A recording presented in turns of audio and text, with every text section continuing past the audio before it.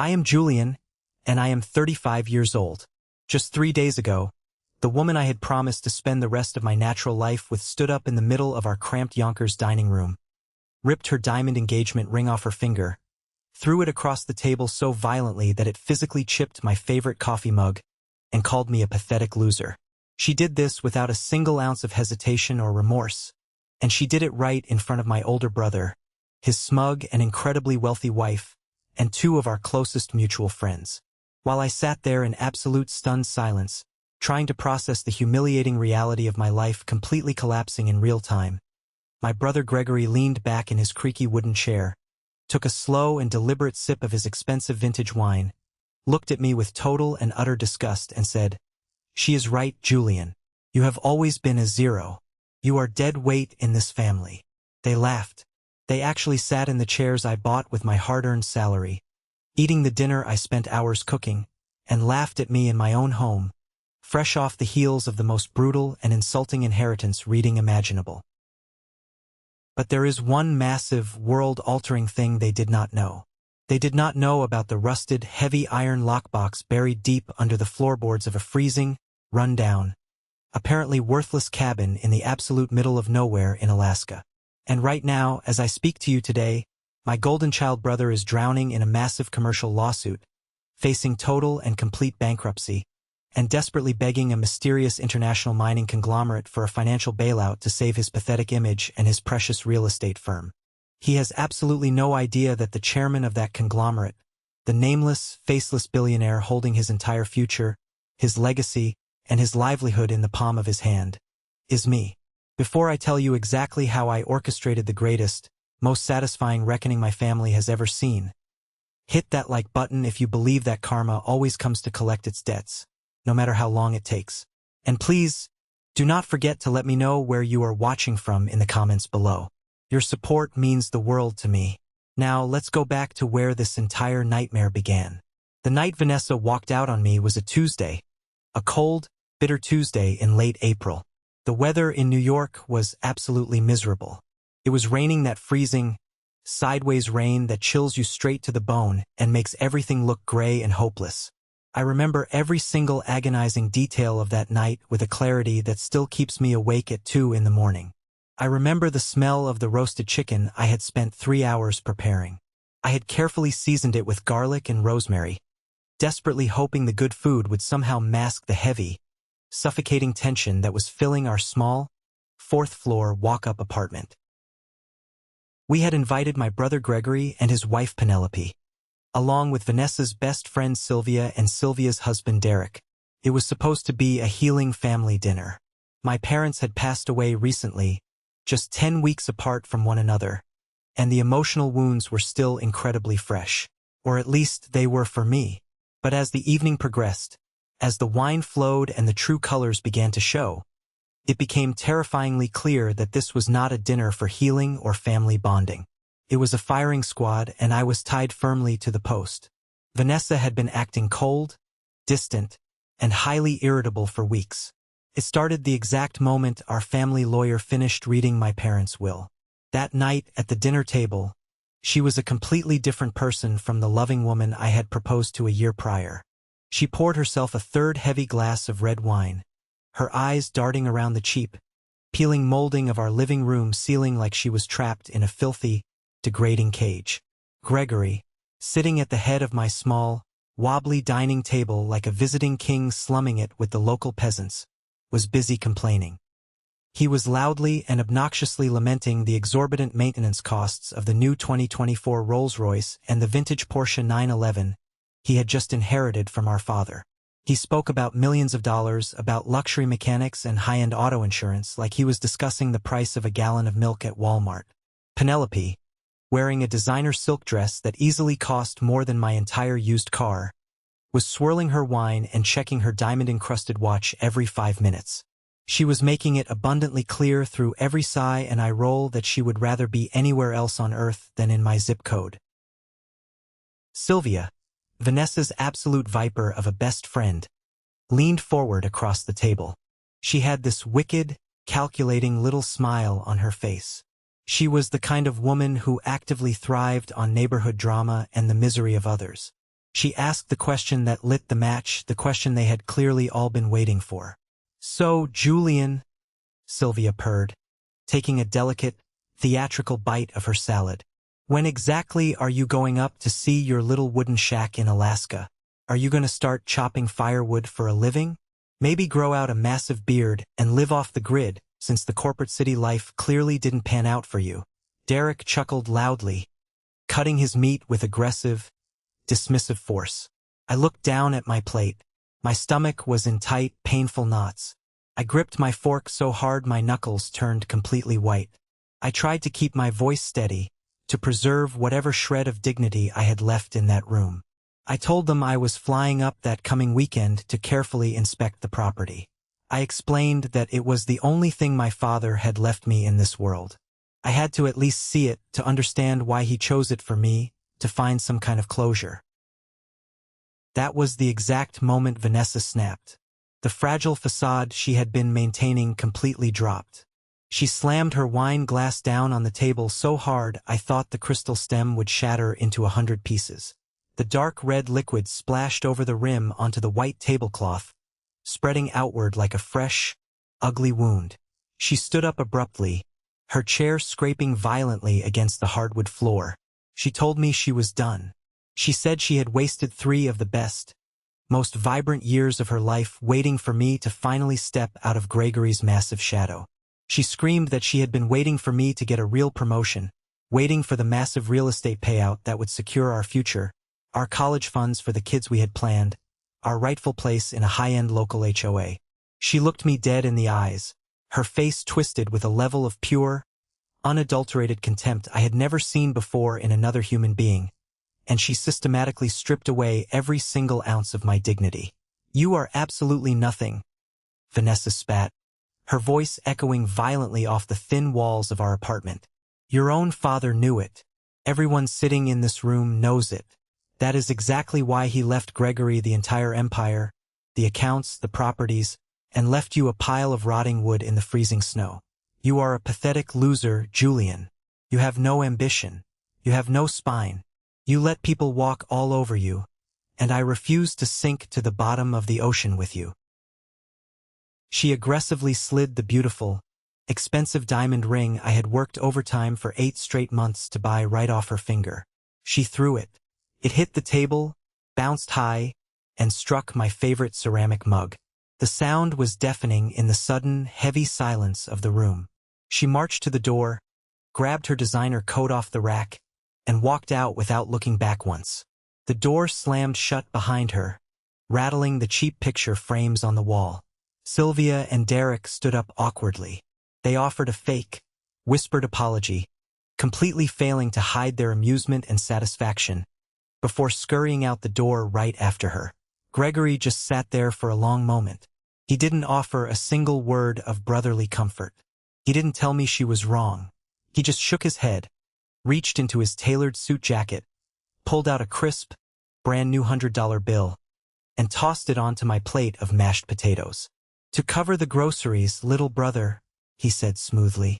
He then stood up, took his wife by the arm, and headed home to their newly inherited $13 million Scarsdale mansion, leaving me completely alone with the ruins of my life. I did not cry. I sat entirely alone in the suffocating silence of that apartment for 3 solid hours. I watched the grease congeal on the roasted chicken. I stared at the $100 bill sitting in my potatoes. And then, something deep inside me clicked into place.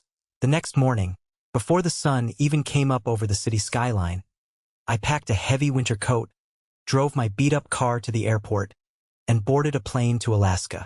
I was about to discover the one thing my father had spent his entire life protecting. To truly understand the crushing weight of that moment in the freezing Alaskan cabin, and the sheer magnitude of the betrayal I felt from Vanessa and Gregory, you have to understand the massive, suffocating shadow I grew up in. My older brother Gregory was the golden child. It was never just a quiet, subtle preference hidden behind closed doors. It was a loud, undeniable, daily reality in our household. My father, Richard Crockett, was a titan in the commercial real estate world. He built a massive empire in New York from the ground up, starting with nothing but a small loan and a ruthless ambition. He was a man who deeply respected aggression, loud voices, sharp elbows, and unforgiving negotiation tactics. Gregory was his absolute mirror image. From the time we were little kids, the divide was painfully clear. I remember one specific Thanksgiving dinner when we were teenagers. The entire extended family was seated around our massive dining table. My father stood up, raised his glass, and spent 10 solid minutes praising Gregory for negotiating a discount on a used car he bought with his allowance. He called him a shark. He called him a true Crockett. When it was my turn to be acknowledged, my father simply patted my shoulder and told the family that I had managed to keep my room clean all month. The entire table chuckled. I was the safe, boring, invisible child. When Gregory turned 16, my father bought him a brand new, custom-ordered sports car. He handed him the keys in the driveway with a massive grin, telling him that winners drive fast. When I turned 16, exactly 2 years later, my father bought me a leather briefcase and gave me a firm handshake. He told me it was time to start thinking about a practical, reliable salary because the world didn't hand out free rides to quiet, cautious people. I wasn't naturally aggressive. I hated conflict. I liked structure, details, quiet focus, and the beauty of designing something that would last. I didn't want to fight contractors or evict tenants. I went to a state college, paid for mostly by my own student loans because my father refused to fully fund a degree he didn't deem lucrative. And I became an architectural drafter. I drew the intricate, flawless blueprints that other, louder, more charismatic men took credit for in high-rise boardrooms. I was genuinely good at it. I was incredibly precise. But precision doesn't get you your name on a brass plaque. I will never, ever forget the day I failed my architectural licensing exam for the second time. I was 28 years old, exhausted from working full-time and studying all night. I sat at the polished mahogany dining table in my parents' Scarsdale mansion, feeling like I was shrinking into the expensive leather chair. My father sat directly across from me. He didn't yell. He didn't slam his fists on the table.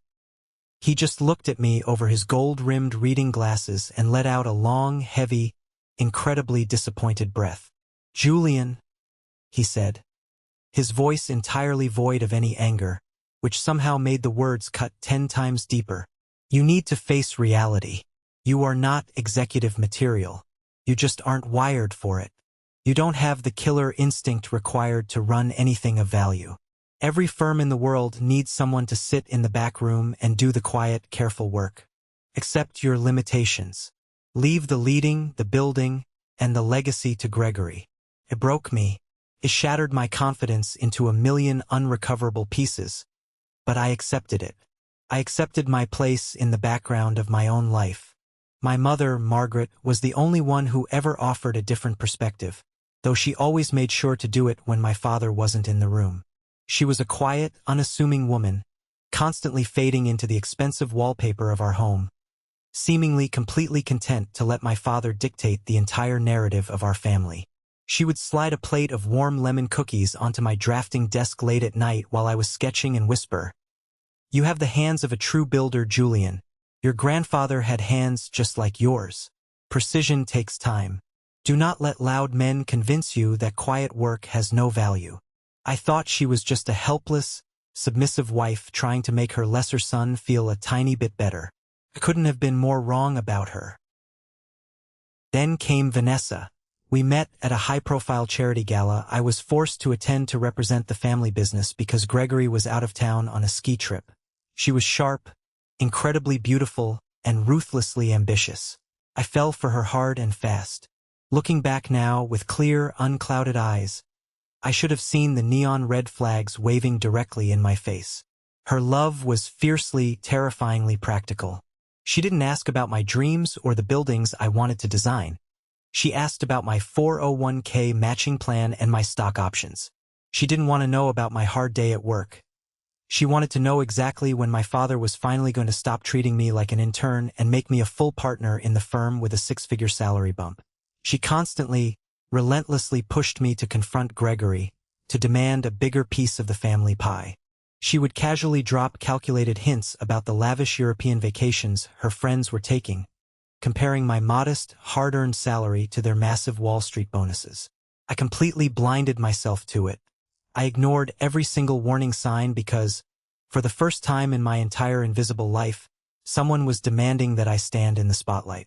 I foolishly mistook her naked greed for a profound belief in my potential.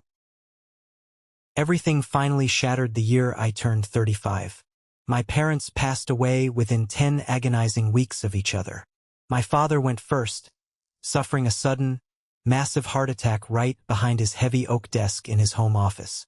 My mother followed shortly after, a quiet, peaceful fading away in her sleep in a hospital bed, almost as if she had completed her lifelong duty and simply decided to clock out of this world. The grief was a heavy, suffocating blanket that I couldn't shake.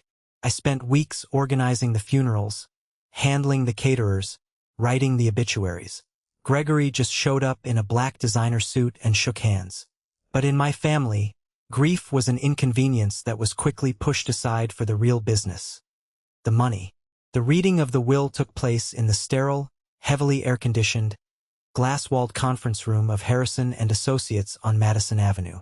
Mr. Harrison was a seasoned, silver-haired trust and estates lawyer, a man who had spent 4 decades watching greedy families tear each other to absolute shreds over summer homes and jewelry.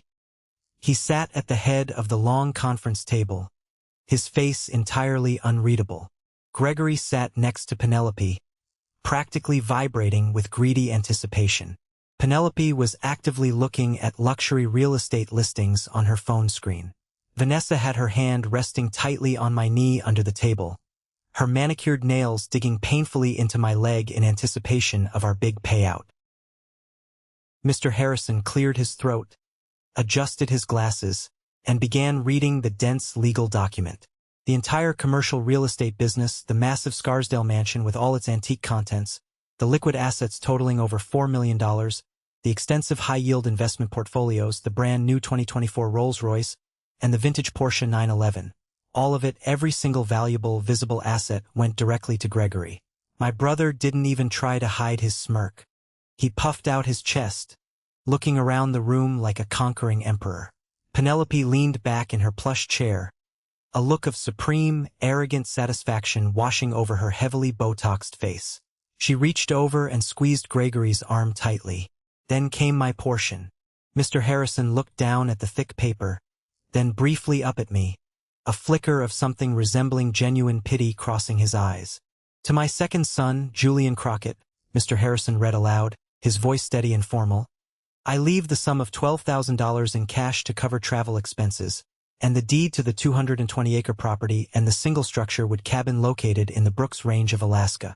Furthermore, the attached handwritten letter is to be opened by Julian alone, and only upon his physical arrival at said cabin. The room went completely, uncomfortably dead silent. It was the kind of quiet that sucks the oxygen right out of your lungs. Vanessa's hand retracted from my knee instantly, as if she had just touched a burning hot stove. Wait, that's it?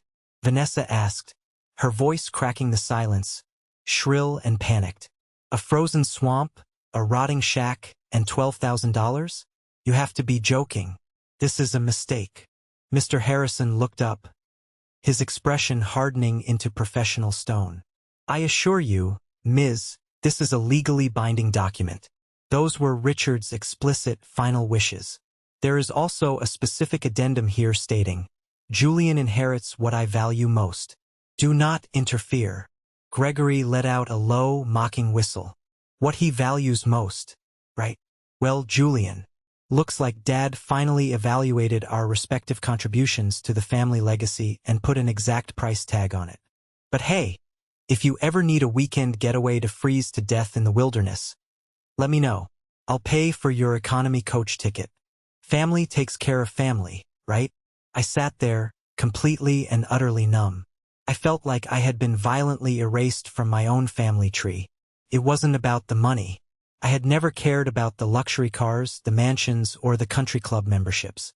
It was about the final, undeniable, legally binding declaration from the grave that my own father viewed me as entirely worthless. It was a wound so incredibly deep, so profoundly invalidating, I couldn't even find the breath to speak. I just mechanically signed the required legal papers and walked out of the building into the cold New York air, Vanessa trailing 10 feet behind me, furiously typing on her phone, her face pale with absolute rage and vicious calculation. The toxic, humiliating fallout from that reading culminated in that horrific, unforgettable dinner party in my Yonkers apartment. Let me take you back there for a moment. Let me put you inside my head during that exact second. Because understanding the sheer depth of Vanessa's betrayal is absolutely crucial to understanding the ruthless, calculating man I was forced to become. When Sylvia asked about my little wooden shack, it wasn't just a casual, thoughtless jab from a mean-spirited friend. It was a highly coordinated, premeditated attack. Vanessa had clearly spent the last 3 days on the phone, complaining bitterly to Sylvia, painting me as a pathetic deadbeat who had maliciously tricked her into wasting her prime years. She had invited her friends there specifically to act as an audience. She wanted witnesses to my execution. When Vanessa stood up, towering over me at the table, and delivered her final, damning verdict on my entire life, calling me a pathetic loser, my world stopped spinning. The air left the room, but I didn't yell. I didn't throw things. I didn't drop to my knees and beg her to stay. In that terrible, freezing moment, as she threw the ring I had worked overtime for months to afford, I experienced a moment of absolute, crystal clear, terrifying clarity. I looked at the beautiful woman I thought I loved, and I saw her exactly as she was. A highly functioning parasite desperately looking for a bigger, wealthier host to latch onto. I looked at my brother, casually sipping his $100 wine, actively enjoying the theater of my total destruction. He felt powerful. He felt validated by my misery. He needed me to be a loser so he could feel like a winner. I slowly stood up from the table. My voice was dangerously calm, a low, steady tone I had never used before in my entire life. I didn't even recognize my own voice. "Everyone out," I said, staring directly at Gregory. Sylvia scoffed, rolling her eyes in dramatic fashion. "Oh, Julian, don't be so dramatic. She's just being honest. Someone had to finally say it to your face." "I said get the hell out of my house," I repeated, my voice dropping an octave, stepping forward until I was standing over Derek. "Now, every single one of you." They left. Gregory left the $100 bill on the table like a tip for a bad waiter. The silence that followed when the door clicked shut wasn't lonely. It was intensely liberating. The heavy, suffocating expectations of my family were suddenly gone. I had absolutely nothing left to lose. The very next morning, I was on a commercial flight to Anchorage.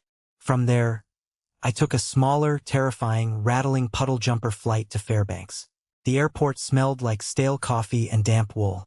Finally, I rented a heavy-duty truck and made a grueling, bone-chilling drive up the infamous Dalton Highway to a tiny outpost called Coldfoot. I rented an older model Ski-Doo snowmobile from a rugged, weather-beaten indigenous outfitter named Cale. When I handed over my ID and told him I was Richard Crockett's son, heading up to the old cabin on the ridge, his dark eyes widened slightly. "Your old man paid me very well to keep an eye on that place in the winters," Cale said, his breath pluming in the freezing air as he handed me a heavy, rusted set of keys. "He came up here twice a year for 38 years. Never brought a hunting rifle. Never brought fishing gear. Just sat in that cabin for a few days and left. He always told me he was guarding a treasure, waiting for the right time to pass the torch. I guess you're the torch, kid. Ride safe. The storm coming over the ridge is nasty, and the ice doesn't care who your daddy was." The 22-mile ride was brutal. The wind howled like a wounded animal, whipping ice crystals into my face like shattered glass. The cold was a physical weight, pressing down on my chest, threatening to freeze the moisture right inside my lungs. By the time I finally saw the gray outline of the cabin against the endless, blinding white wilderness, my hands were entirely numb inside my heavy winter gloves. I stumbled inside the dark, freezing room, lit a fire in the old iron stove with trembling hands, and waited 40 agonizing minutes just for the air to warm enough so my fingers could physically move. I found the loose floorboard exactly where the lawyer's notes had indicated. I pulled out the heavy lockbox. I broke the wax seal on the thick manila envelope. Inside was a 41-page geological assay report from 2019. It detailed a massive, highly concentrated deposit of neodymium and dysprosium, rare earth minerals that are absolutely essential for modern consumer technology, electric vehicles, wind turbines, and advanced military defense systems. And then, I unfolded the handwritten letter from my father. Julian, if you are sitting in this cabin, reading this letter, it means you actually made the trip. You didn't just cash the $12,000 check and ignore the land like Gregory would have. You did the careful work. I always knew you would. I know you spent your entire life thinking I favored Gregory. In the visible world, I did. I gave him the company, the cars, the house in Scarsdale. I gave him those things because he is aggressive, loud, and entirely predictable. Gregory is a consumer. He is an acquirer. If I had left him this land, he would have sold it to the highest bidding mining corporation within 6 months. He would have cashed out to buy another mansion, and this strategic asset, the most valuable thing I have ever owned in my life, would have been stripped away and lost to our family forever. You, Julian, are a builder. You are patient. You understand structure, detail, and foundation. I spent my life telling you that you were not executive material for a local real estate firm because you are the only one capable of managing an empire of this magnitude. I had to play the part of the harsh, dismissive father. I had to make Gregory feel completely secure in his dominance, so he would never, ever look twice at a worthless piece of land in Alaska. I was wrong to make you feel small to keep the peace. It was a cruel strategy, but it was the only way to protect the land. I chose you for this because you investigate before selling. Do not tell Gregory. Do not tell anyone until you are ready. Attached is a list of trusted consultants, including Winston, my lead geologist. They will guide you. Build this the right way, Julian. The world is about to change, and you are holding the keys. I love you. I am sorry I couldn't be the father you wanted. I hope this makes up for it. Dad. I read the letter until the ink blurred and ran together. My father hadn't thought I was worthless. He had watched me. He had analyzed my quiet nature. He had entrusted me with his true, massive legacy because I was the only son he actually respected enough to handle it. The multi-million-dollar real estate business in New York was nothing but a decoy. A shiny toy meant to distract a loud, arrogant child. This freezing cabin, this frozen dirt, was the absolute crown jewel of the Crockett family. I didn't cry from sadness. I cried from the sheer, overwhelming, paralyzing weight of validation. And then, the tears stopped completely. A cold, hard, unbreakable resolve settled deep into my bones. Gregory wanted to play the king of New York? Let him play. I was going to own the ground he walked on. I didn't rush back to New York. The old Julian would have immediately flown back to demand an apology from Vanessa and rubbed the letter in Gregory's face. The new Julian knew that moving in silence was the ultimate form of power. I stayed in Fairbanks for 3 days and met with Winston, the brilliant, eccentric, 78-year-old geologist my father had trusted with his life's biggest secret. We sat in a small, dingy diner near the university. The air smelled strongly of cheap black coffee and burnt fried eggs. Winston slid into the booth across from me, took one look at my face, and nodded. We went over the thick assay reports line by line. The numbers were staggering, far higher than what my father had even estimated in his letter. Your father was a true visionary, Julian, Winston said, tapping the thick stack of papers with a weathered, calloused finger. The 2019 assay was based on old commodity prices. Today, with the massive geopolitical push to reduce reliance on foreign rare earth supply, your deposit is worth somewhere between $130 and $145 million. But he also knew the big mining conglomerates would eat a local New York real estate guy alive. We need to build an absolute fortress. We need a shell company. We need top-tier international backing to extract this properly without getting legally drained by vultures. Winston introduced me to Fiona, a high-level, utterly ruthless extraction consultant based out of a massive firm in Perth, Australia. Over dozens of secure, encrypted video calls taken from my cheap hotel room in Fairbanks, we laid the intense legal groundwork for an empire. We established a private trust, layering it so deeply behind international corporate LLCs, offshore accounts, and holding companies that the name Julian Crockett was entirely invisible to the public record. In exchange for handling the complex extraction planning, securing the heavy machinery, and providing $4 million in upfront capital, Fiona's firm took a minority equity stake.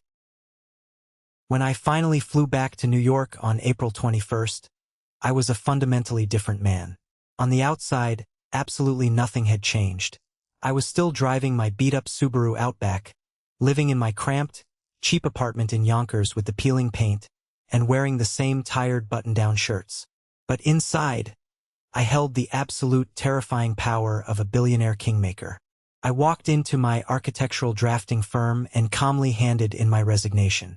My boss, Mr. Caldwell, a genuinely good man who had always treated me fairly and respected my work, looked at me with deep sadness.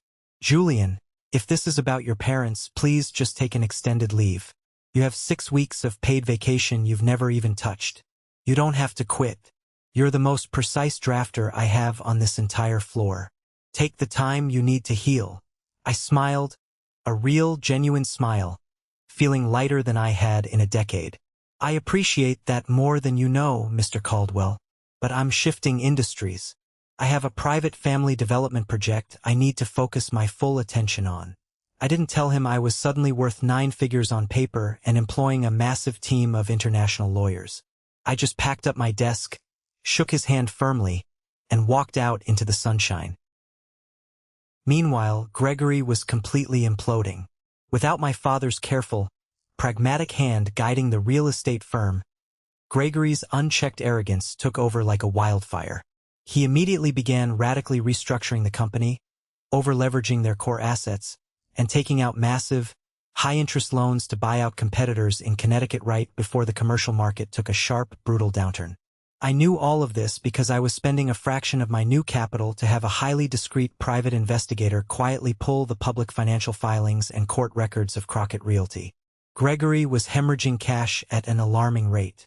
He was desperately trying to maintain his country club lifestyle, paying for Penelope's excessive shopping habits and luxury vacations, while a massive, devastating lawsuit from a stiffed commercial contractor threatened to push him over the edge into total, humiliating bankruptcy. I maintained absolute radio silence. I did not respond to the occasional, mocking, patronizing text messages from Gregory offering me charity checks to pay my rent.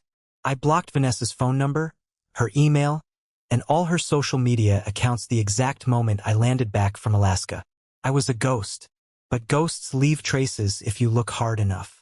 And Sylvia, Vanessa's best friend, was always looking. It happened 3 months into my silent, meticulous operation. I was sitting in a high-end coffee shop in Manhattan, far from my usual Yonkers neighborhood, reviewing a printed draft of the environmental impact study Fiona had overnight from Perth. I had stepped away to the barista counter for exactly 30 seconds to grab my black coffee, leaving the thick, confidential folder closed on the small wooden table. I didn't know Sylvia was in the same shop. I didn't see her slink over to my table, her toxic, invasive curiosity getting the better of her. By the time I turned around, coffee in hand, she was standing right there, staring down at a single page that had accidentally slipped out of the folder. It had the estimated asset valuation printed boldly at the top. $142 million US, Julian Entity Holding Corporation.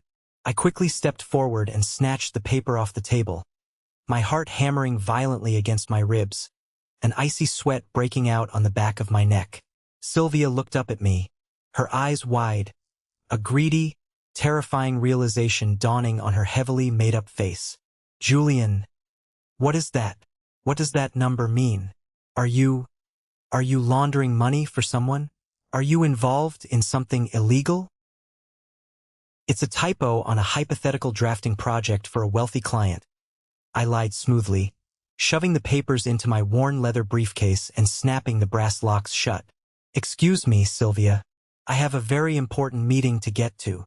I walked out fast, blending into the crowded, chaotic New York sidewalk, but I knew in my gut the damage was already done. Sylvia was a venomous gossip who thrived on leverage and chaos.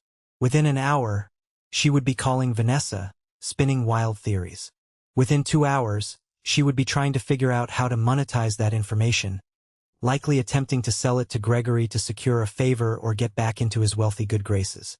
I got to my car, locked the doors with shaking hands, and immediately dialed Fiona in Australia. It was 3 a.m. there, but she answered on the second ring, sharp and alert. "We have a massive leak," I said, gripping the steering wheel until my knuckles turned white. "Someone from my past saw the valuation sheet. We need to accelerate the entire timeline. Push the conglomerate setup and the holding company registrations through by Friday. Lock everything down tight. The storm is coming faster than we thought." I thought the worst was over when Vanessa walked out on me. I thought the hardest part was surviving the freezing cold of Alaska and the devastating emotional betrayal of my entire family. I was so incredibly wrong. The real war was just beginning, and Sylvia had just handed my greatest enemies a fully loaded gun. The exact moment I hung up the phone with Fiona, the air inside my beat-up Subaru Outback felt fundamentally different. It was no longer the heavy, suffocating air of a quiet, grieving son trying to meticulously put the shattered pieces of his life back together. It was the sharp, electrified air of a man aggressively preparing for absolute war. Sylvia had seen the paperwork. She had seen the $142 million valuation prominently attached to a holding company with my legal name on it. I knew exactly how her toxic, calculating mind worked. She would not go to the police because there was no crime to report. She would not go to the press because she wanted the leverage for herself. She would go straight to the people who could offer her the highest social or financial reward for that highly sensitive information. She would go immediately to Vanessa, and she would undoubtedly try to go to Gregory. I did not drive back to my cheap, peeling apartment in Yonkers that night. I could not risk being ambushed when I was this close to the finish line. Instead, I drove deep into Midtown Manhattan and checked into a highly secure, anonymous luxury hotel, paying entirely in cash to avoid any digital footprint. I locked the heavy door, closed the blackout curtains, and spent the next 72 hours glued to the glowing screen of my laptop, coordinating across multiple time zones with Fiona and her elite team of ruthless corporate lawyers in Perth. We aggressively accelerated every single legal filing we had in the pipeline. We moved massive assets through 3 different international LLCs, establishing blind trusts and offshore accounts, burying my name under so many layers of dense corporate concrete that it would be impossible to dig up. By early Friday morning, Julian Entity Holding Corp. was completely dissolved on paper. Its massive assets, including the absolute mineral rights to the Alaskan property, were seamlessly absorbed by a massive, faceless international mining and investment conglomerate that we named Vanguard Apex. I was the sole majority shareholder and the chairman of the board of directors, but you would need a federal subpoena, a judge's order, and a dedicated team of forensic accountants working for a year just to prove it. On paper, I was still a currently unemployed architectural drafter. In reality, I was a ghost holding the keys to a kingdom.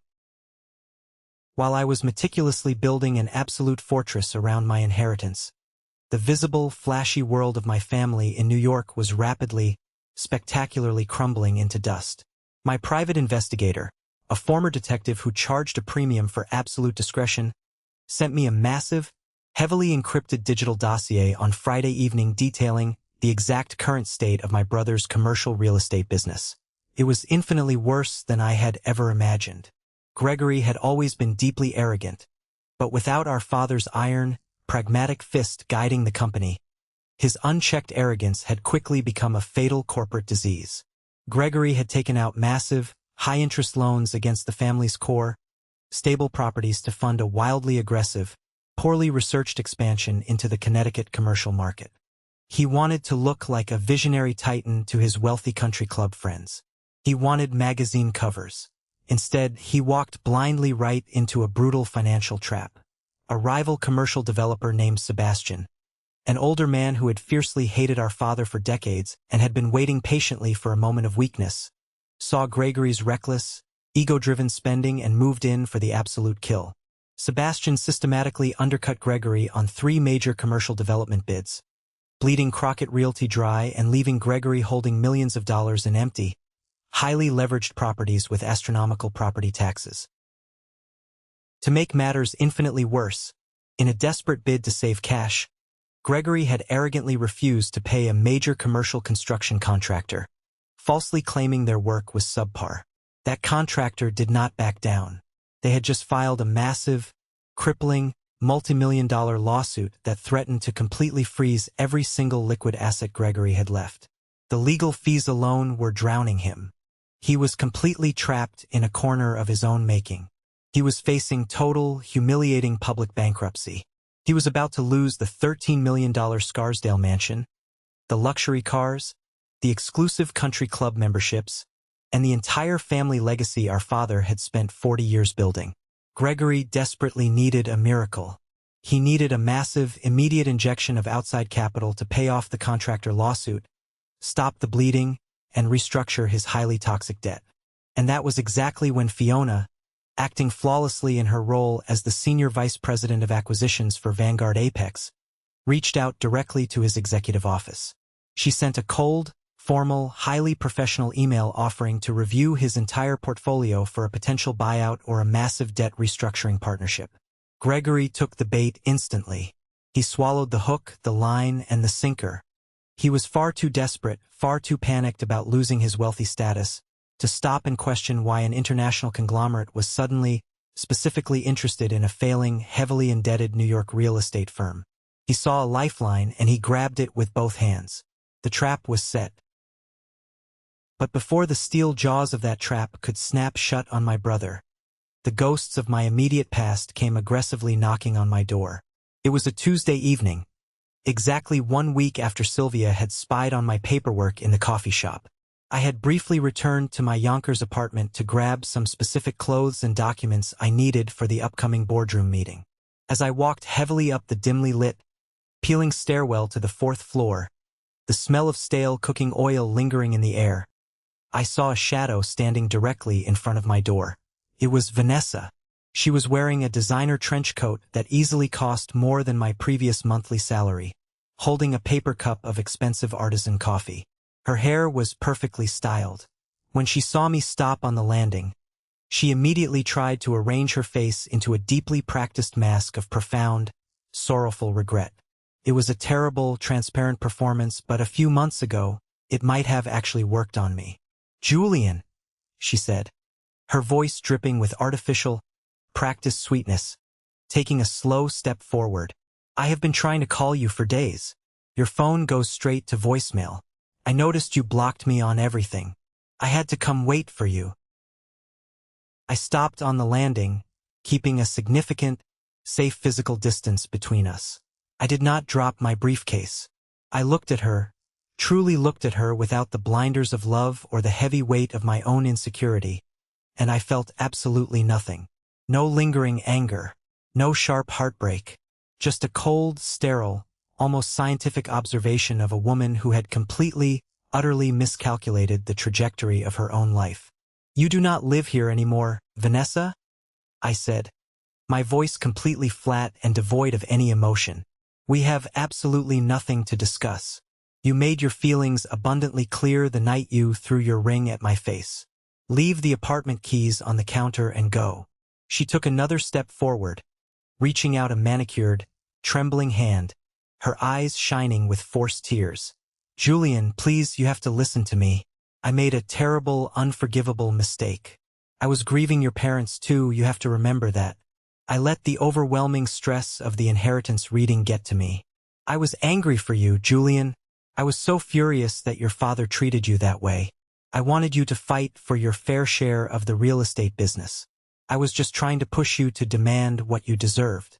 And then Sylvia told me, well, Sylvia said she ran into you." She paused, clearly trying to gauge my reaction, but I gave her a wall of stone. "She said you looked different," Vanessa continued, her voice gaining a frantic, desperate edge. "She said you looked incredibly confident. She said you might have landed a massive new drafting contract. A major promotion, maybe? She saw something about a corporate holding company with millions attached to it. Julian, whatever it is, I want to be there for you. We were building a life together. There it was. The naked, ugly, undeniable truth laid bare in the dirty hallway of my apartment building. Sylvia had run her venomous mouth, but she had fundamentally misunderstood what she actually saw. Because Sylvia lacked imagination, she simply thought I was laundering money for a wealthy client, or perhaps I had somehow stolen a massive corporate account from my firm. Vanessa didn't care about the legal details. She didn't care if I was a criminal or a CEO. She just smelled the faint, undeniable scent of massive wealth, and she came running back to aggressively secure her initial investment. I looked at her outstretched hand, the hand that had so easily discarded me when I was down, and I felt a wave of profound, settling disgust. A promotion, Vanessa? I asked quietly. Is that what it actually takes to buy your loyalty back? A wild rumor of a bigger paycheck?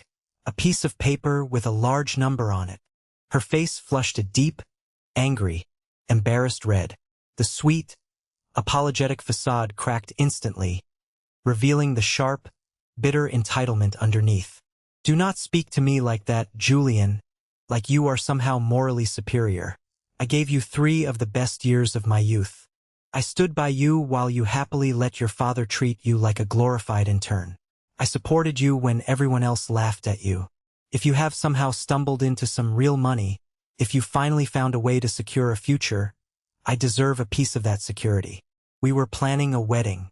We were building a life together. You threw your diamond ring across a dining room table and called me a pathetic loser in front of our friends. I reminded her coldly, stepping past her to unlock my door. You told my brother I was dead weight. You made your definitive choice based entirely on the financial information you had at the time. The accounting is closed, Vanessa. You bet on the wrong horse. Do not ever come to this apartment again. Do not ever attempt to contact me again, or I will have my lawyers file a restraining order for harassment. I stepped inside the dark apartment and slammed the heavy wooden door directly in her face. I locked the deadbolt and slid the chain into place. I stood there in the quiet darkness for a long moment, listening to her furious, muffled swearing through the solid wood, followed by the aggressive, rapid clicking of her expensive heels stomping angrily down the stairwell. She was a parasite who had finally been detached from the host, and she was furious that the host had survived. I walked into my small, cheap kitchen, poured myself a glass of cold tap water, and looked out the dirty window at the glowing New York skyline. Tomorrow was the day. Tomorrow morning, Gregory was walking into a high-security boardroom in Manhattan to sign away his entire life and legacy to Vanguard Apex. He thought he was saving his precious empire from bankruptcy. He had absolutely no idea he was handing the heavy, golden crown directly to the quiet brother he had mercilessly discarded. The morning of the corporate meeting, the sky over Manhattan was a brilliant, flawless, piercing blue. It was the kind of crisp, clear, energetic New York day where the towering glass skyscrapers look like they are physically touching heaven. I woke up in my hotel room feeling a strange, absolute calm. The anxiety that had plagued my entire adult life was completely gone. I put on a bespoke charcoal suit that I had commissioned in secret. It was tailored perfectly to my shoulders, cut from the finest Italian wool. It was a stark, intentional departure from the cheap, off-the-rack khakis, scuffed loafers, and wrinkled button-down shirts I had worn like a uniform for the last decade. I tied a deep navy silk tie. I slipped on a pair of polished, handmade leather Oxfords. I looked in the full-length mirror of my luxury hotel room and saw a man who had finally, definitively stepped out of the shadows. I saw a man who officially owned $142 million in strategic rare earth minerals, and who held the total, undeniable destruction of his childhood bullies neatly organized inside his leather briefcase. The meeting was officially set for 10 o'clock in the morning in a high-security, ultra-luxury boardroom on the 55th floor of a premier commercial tower directly in the heart of the financial district. Vanguard Apex had rented the entire executive floor for the day just to make a psychological point.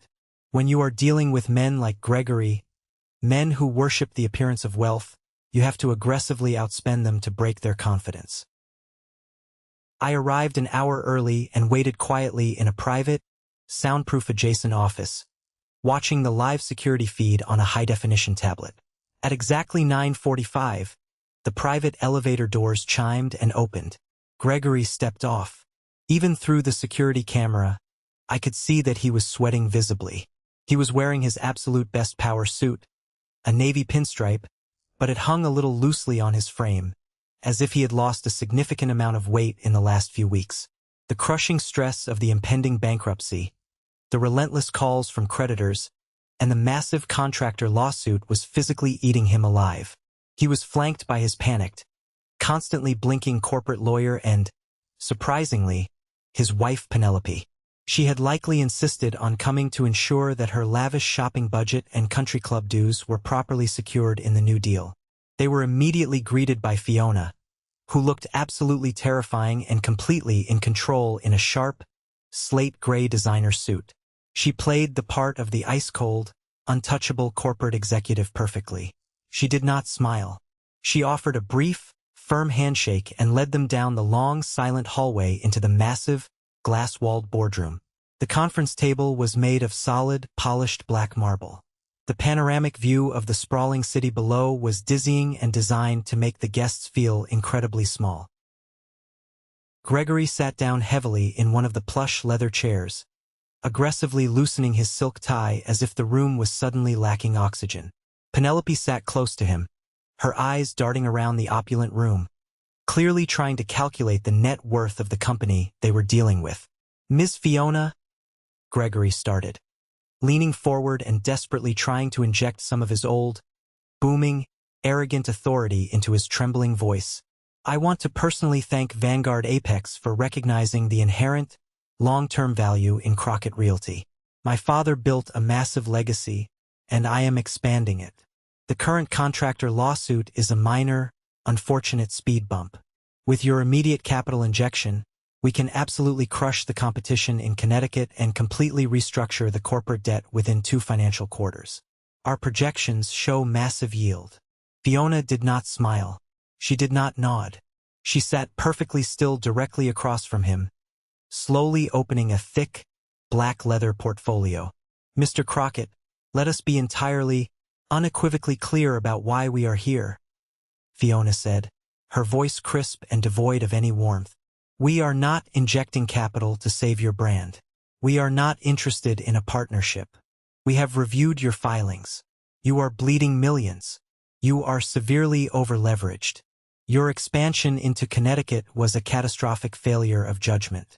Therefore, we are offering to strictly assume your toxic debt, settle the contractor lawsuit to avoid public humiliation, and aggressively purchase 70% controlling equity in Crockett Realty." Gregory's face dropped. Fiona continued without missing a beat. "You will step down immediately as executive vice president. You will hand over all operational control. You will remain on the board in a purely advisory, non-voting capacity. We are buying you out, Mr. Crockett, because you have fundamentally failed to manage these assets, and you are currently out of options." Gregory's face turned a violent, dark shade of purple. Penelope gasped loudly, covering her mouth with her hands, her diamond rings flashing under the boardroom lights. The corporate lawyer next to Gregory furiously began whispering in his ear, clearly telling him they had no leverage to negotiate. 70%? Gregory choked out, slamming his open hand furiously onto the black marble table. "That is outright, insulting theft. I am the sole heir to Richard Crockett's legacy. I built the recent expansions. I will not hand over the majority of my family business to a faceless foreign conglomerate for pennies on the dollar. I demand to speak to the chairman of Vanguard Apex directly. Bring him in here right now, or we walk away from this table." Fiona calmly adjusted her glasses, entirely unfazed by his outburst. "The chairman is here, Mr. Crockett. He has been personally reviewing your catastrophic financial filings all morning in the adjacent office. He is ready to see you now." Fiona reached over and pressed a small, flashing button on her desk phone. In the adjacent office, I took a deep, steadying breath. I picked up my leather briefcase. I walked to the heavy oak door connecting the two rooms, turned the brass handle, and stepped fully into the boardroom.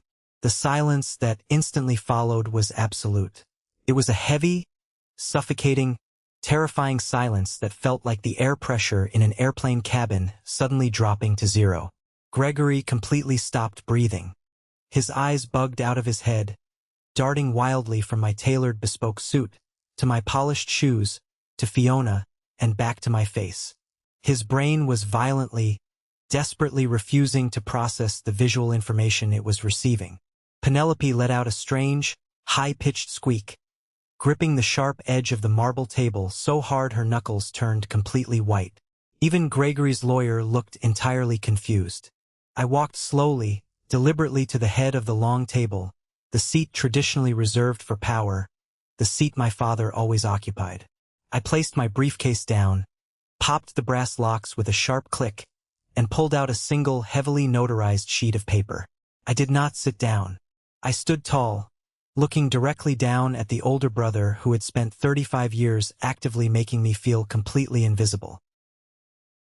"Hello, Gregory," I said, my voice calm, steady, and echoing with absolute, undeniable authority. "Julian," Gregory whispered, his voice trembling uncontrollably, his hands shaking on the table. What is this? What kind of sick, twisted joke are you playing right now? How did you get past security? Are you a paralegal for them now? Did they hire you to draft the contracts?" Fiona stood up, her voice slicing through the heavy air in the room like a surgical scalpel. "Mr. Crockett, you will address the chairman of Vanguard Apex with the appropriate respect. Mr. Julian Crockett is the sole majority shareholder, founder, and chairman of this firm." Gregory physically recoiled in his chair as if he had been brutally slapped in the face. No, that is literally legally impossible. He is a pathetic architectural drafter. He lives in a rat-infested, peeling apartment in Yonkers. My dad left him a rotting, worthless wooden shack in Alaska and $12,000 in travel cash. He is a loser. This is a massive scam. I am calling the police. I slid the single sheet of paper across the smooth black marble table. It stopped directly in front of Gregory. "That rotting shack in Alaska," I said softly, leaning over the table, commanding the space, "sits directly on top of one of the largest, purest untapped deposits of neodymium and dysprosium in North America. Father knew about it for almost 40 years. He bought the land for $38,000 in the 80s. Today, conservative estimates value the mineral rights at $142 million, and it is going up every single day." Gregory stared down at the paper. It was the executive summary of the massive geological assay, officially notarized, with the staggering valuation highlighted in bright yellow ink. "Father knew exactly who you were, Gregory," I continued, my words hitting him like physical, targeted blows to the chest. "He knew you were a consumer. He knew you were loud, aggressive, and entirely reckless with assets. He knew if he left you the Alaskan land, you would sell it to the very first bidder to fund your country club lifestyle and buy another Bentley. He left you the real estate business because it was a decoy. It was a shiny, noisy toy to keep you distracted. He left me the true legacy because he knew I had the patience, the precision, and the quiet focus to build an empire. He left me the wealth. He left you the liability." Penelope began to cry silently, her expensive mascara running down her face in dark streaks. She realized instantly that the limitless money was completely gone. "And now, Gregory," I said, tapping the thick legal contract sitting in front of Fiona, "you have managed to bankrupt the decoy business in less than a year. You have a massive lawsuit you cannot possibly pay. You are heavily leveraged to the point of collapse. So here is the deal on the table. You are going to sign that contract today. You are going to hand over 70% of the company to me. I am going to assume your toxic debt and quietly settle the lawsuit so you don't go to jail for fraud. You will keep 30%, which will generate just enough dividend income to keep you out of a homeless shelter, but you will never, ever make a single executive decision again." Gregory was shaking violently. His lifelong arrogance was entirely shattered, ground into dust. He looked up at me, his eyes filled with a desperate, pathetic, humiliating pleading I had never seen before in my life. "Julian, please," he begged, his voice cracking. "I am your brother. We grew up together. We are family. Family takes care of family. Remember? You can't just take the company from me." I looked at him, and I saw the exact same man who tossed a $100 bill onto my mashed potatoes while my fiancée left me, telling me I was a zero. "You are absolutely right, Gregory," I said coldly, offering him the heavy silver pen. "Family takes care of family. That is exactly why I am not letting you go to federal prison for corporate negligence. Sign the paper." Gregory stared at the heavy silver pen I held out to him. It looked like a weapon in my hand. His breathing was shallow and ragged. He looked at his lawyer, desperately searching for a loophole, a way out, a legal maneuver that could save his pride. The lawyer simply looked down at his notes and gave a tiny, defeated shake of his head. There was no way out. Gregory picked up the pen.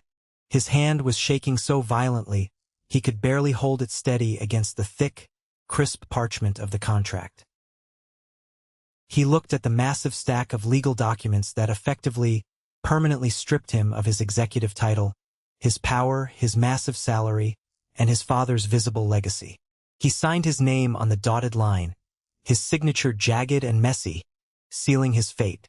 The golden child, the arrogant king of New York real estate, was officially a minority shareholder working as an advisor for the quiet, invisible brother he had deemed entirely worthless. When the meeting concluded, I did not offer to shake his hand. I did not offer any false words of comfort. I simply packed my documents back into my briefcase, snapped it shut, and walked out of the boardroom, leaving him sitting in the ruins of his ego. But the reckoning for the betrayal I had suffered was not quite finished. As the private elevator doors opened on the ground floor lobby of the massive skyscraper, I was met with another unwelcome ghost from my past. Vanessa was standing nervously by the main security desk. Sylvia had clearly tipped her off about the exact location and time of Gregory's meeting with the conglomerate. When Vanessa saw me walk out of the elevator, flanked closely by Fiona and two massive corporate security guards, her eyes went incredibly wide. She saw the bespoke suit. She saw the absolute, undeniable shift in my posture. She saw raw power and she saw money. She practically sprinted across the polished marble floor, aggressively pushing past a startled businessman in her desperation to get to me. "Julian!" she cried out, her voice echoing loudly in the massive, cavernous lobby. She tried to grab my arm to physically anchor herself to me, but one of the security guards stepped smoothly and firmly in front of her, entirely blocking her path. "Julian, please, you have to talk to me," she begged, tears instantly welling up in her eyes. It was a much better, much more emotional performance than the one in my apartment stairwell, but it was still just acting. "Sylvia called me. She told me everything about this building. I know about the company. I know about the money. I was wrong, Julian. I was so incredibly, stupidly wrong. The intense grief over your parents made me crazy. The pressure made me snap. I love you. I never stopped loving you, not for a single second. We can go back to how it was. We can plan the wedding. We can have the life we always talked about." I stopped walking. The entire lobby seemed to quiet down, watching the scene unfold. I looked at her, standing there in the lobby of a building I practically owned, desperately begging for scraps of the incredible life she had voluntarily thrown away. "Vanessa," I said, my voice echoing clearly so that the security guards and the bystanders in the lobby could hear every word. "You did not leave me because of grief. You left me because you firmly believed my father left me a rotting shack and $12,000. You threw your ring and called me a pathetic loser in front of 6 people because you thought I had absolutely no financial value to you. You are not in love with me. You are in love with the chairman of Vanguard Apex." She sobbed loudly, shaking her head aggressively, her perfect hair falling into her face. "No, that's not true. You have to believe me." Sylvia poisoned my mind. "She was always jealous of us, Julian. She manipulated me into leaving you. Sylvia is a snake, yes, But you actively chose to bite, I replied coldly, feeling the last remaining tie to my old life completely sever. You showed me exactly who you are, down to your core, when you thought I had nothing. I am just believing the person you showed me. Have a good life, Vanessa. Do not ever approach me again, or my security team will handle it. I walked out through the heavy revolving glass doors and stepped into the back of a waiting, tinted black SUV. As the car pulled away from the curb, I watched through the window as Vanessa collapsed onto a lobby bench, burying her face in her hands, entirely alone.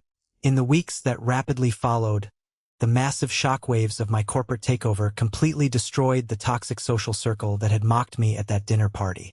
Sylvia and Derek, hoping to desperately secure favor with the new billionaire in town, attempted to send me a lavish, expensive gift basket and a formal invitation to an exclusive dinner party. I did not ignore it. I had my elite team of lawyers send them a formal, aggressive cease and desist letter, legally banning them from all Vanguard Apex properties, subsidiaries, and corporate events. Word spread incredibly quickly through their high society circles that they had deeply, unforgivably offended me. In New York, when a billionaire aggressively cuts you off, the rest of high society follows suit instantly out of fear of guilt by association. They were completely socially exiled. Their invitations dried up, and Derek's law firm quietly asked him to step down to avoid angering my corporate interests. I also made a very specific, quiet phone call to my old architectural drafting firm in Westchester. I asked to speak directly to Mr. Caldwell, my former boss. "Julian?" he asked, his voice filled with absolute shock when he picked up the phone. "I read the Wall Street Journal this morning. Is it true? You actually bought out Crockett Realty? The conglomerate? That's you." "It is true, Mr. Caldwell," I said, smiling warmly for the first time that day. "I wanted to personally call and thank you for treating me with dignity and respect when I was just a quiet, invisible drafter in the back room. I am establishing a massive new corporate headquarters for Vanguard Apex in Manhattan. I want your firm to completely design it from the ground up. And I want you to personally head the project. Blank check." The silence on the line was thick with overwhelming gratitude. He accepted immediately, his voice breaking slightly. I had proven to myself that loyalty and respect, even to the invisible people in the room, eventually pay massive dividends. A few days later, while I was sitting in my new executive office, I received a secure, hand-delivered package.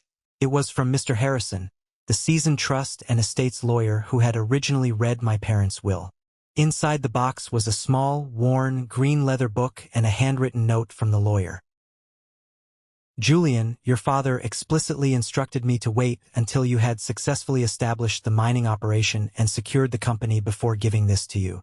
He wanted to make absolutely sure you were strong enough and wealthy enough to handle the truth. This belonged to your mother." I opened the package carefully. It was my mother's private, locked diary. I sat alone at my massive, polished mahogany desk, looking out the floor-to-ceiling windows at the sprawling city skyline, and gently opened the worn leather cover of my mother's diary. The fragile pages were filled with her neat, elegant, cursive handwriting. As I read through the deeply personal entries dating back 3 decades, the final, most profound, and earth-shattering twist of my entire life finally revealed itself. My mother, Margaret, was not the quiet, submissive, helpless woman who simply faded into the wallpaper like I had always believed. She was the absolute, brilliant mastermind behind my entire inheritance. I read an entry dated October 1987. "Richard wanted to buy a massive commercial block in Queens today. He was so sure of it. I told him no. I told him about a brilliant geologist I met at a university gala last month, a man named Winston. I convinced Richard to fly to Alaska to meet him.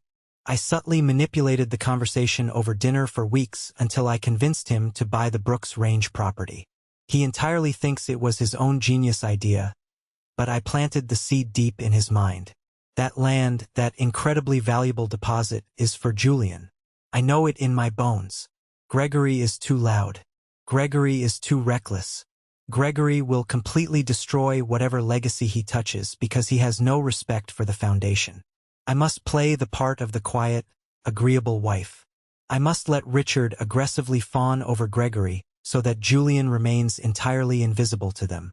Invisibility is the only way to protect Julian's future from his brother's greed. I will let them think Julian is weak so they never look twice at the true treasure. Tears, hot, heavy, and completely uncontrollable, finally fell from my eyes, dropping onto the old, yellowed paper of the diary. My mother had known everything. She had seen my quiet nature not as a pathetic weakness, but as a profound, enduring strength that needed to be fiercely protected from my brother's destructive, consuming greed. She had intentionally sacrificed her own voice in the loud family dynamics, playing the fool, to ensure that I would eventually inherit the earth. The warm lemon cookies she left on my drafting desk late at night, the quiet whispers of encouragement when my father wasn't looking. They weren't just simple motherly comfort. They were the highly calculated, loving actions of a guardian keeping her most valuable, hidden soldier ready for a massive war he didn't even know was coming. 2 years have passed since that fateful day in the Manhattan boardroom. The landscape of my entire life has fundamentally, permanently changed. The massive rare earth mining operation in the Brooks Range is now fully operational, highly efficient, and incredibly profitable. We extract the vital minerals using the most advanced, environmentally conscious methods available in the world. A strict, non-negotiable stipulation I aggressively fought for in the initial contracts. My personal net worth has far surpassed $200 million and continues to climb steadily every single quarter. Gregory is still technically a board member of Crockett Realty, which is now just a minor, almost forgotten subsidiary of the massive Vanguard Apex empire. I forced him to immediately sell the $13 million Scarsdale mansion to cover the remaining, hidden tax debts he had selfishly accumulated. He now lives in a modest, upper-middle-class condo in New Jersey. Penelope, seeing the writing on the wall, divorced him 6 months after the limitless money dried up, hiring a vicious lawyer and taking exactly half of the pathetic scraps he had left. Gregory now reports directly to a mid-level regional manager I hired. He speaks very softly now. He does exactly what he is told. He wears cheap suits. The blinding arrogance has been completely, permanently burned out of him. I never moved into a massive, flashy mansion in the Hamptons. I bought a beautiful, highly secure, deeply secluded property in upstate New York, surrounded by massive, towering pine trees that closely remind me of the quiet Alaskan wilderness. I drive a heavily armored, deeply reliable, unassuming SUV. More importantly, I took $10 million of my first dividend payout and established a massive philanthropic foundation in my mother's name, the Margaret Crockett Foundation. We are strictly dedicated to fully funding the higher education of quiet, overlooked, introverted students who excel in structural engineering, architectural drafting, and the sciences. I make sure the quiet builders of the world never have to feel invisible. Every April, on the exact anniversary of the day I first flew out there in the middle of a blinding snowstorm, I returned to Alaska. Last week, I made the trip. I rode the same model snowmobile out to the sprawling 220-acre property. The massive, high-tech mining facility is located on the far north side of the land, completely hidden from view by the mountainous rocky ridge. But the old, rotting, gray wooden cabin remains exactly where it was. I absolutely refused to let the corporate development teams tear it down. I unlocked the heavy, rusted padlock, stepped inside the freezing, familiar room, and built a small fire in the old iron stove. I sat on the dusty floorboards, looking out the small, frosted window at the endless, breathtaking expanse of white wilderness. I was entirely alone, and I had never felt more at peace, more powerful, or more completely seen in my entire life. I had been called a pathetic loser by the woman I loved. I had been called dead weight by my own brother. I had been publicly handed a legacy of what appeared to be absolute, frozen nothingness by a family that viewed me as a complete failure.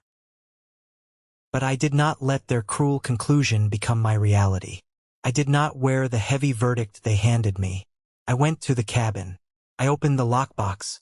I did the careful work. I want to ask you something to everyone listening to my voice right now. Have you ever received a gift that looked exactly like a harsh punishment?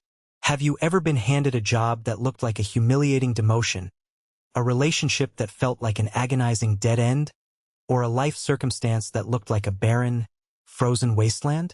Did you run away from it because of what other people said? Or did you have the profound, quiet courage to sit with it, to open the heavy lockbox, and to do the quiet, careful work required to find out what was actually inside? Because here is the absolute, undeniable truth that I learned the hard way. Some inheritances are not about cash or cars or mansions. Some inheritances are about finally being seen for who you truly are. The people who loudly call you a loser, the people who constantly try to make you feel incredibly small, are almost always projecting their own massive, terrifying insecurities onto your quiet strength. Do not let loud, arrogant people convince you that your careful work has no value. The universe always, eventually, rewards those who are patient enough to build rather than desperately consume. The pathetic loser they laughed at is currently sitting on a multi-hundred-million-dollar empire. The pathetic loser did the careful work. And the pathetic loser is doing just fine. Have you ever faced something similar with your own family? Have you ever been the invisible one who finally found their power and shocked everyone? Share your story in the comments below, and don't forget to like and subscribe so you don't miss the next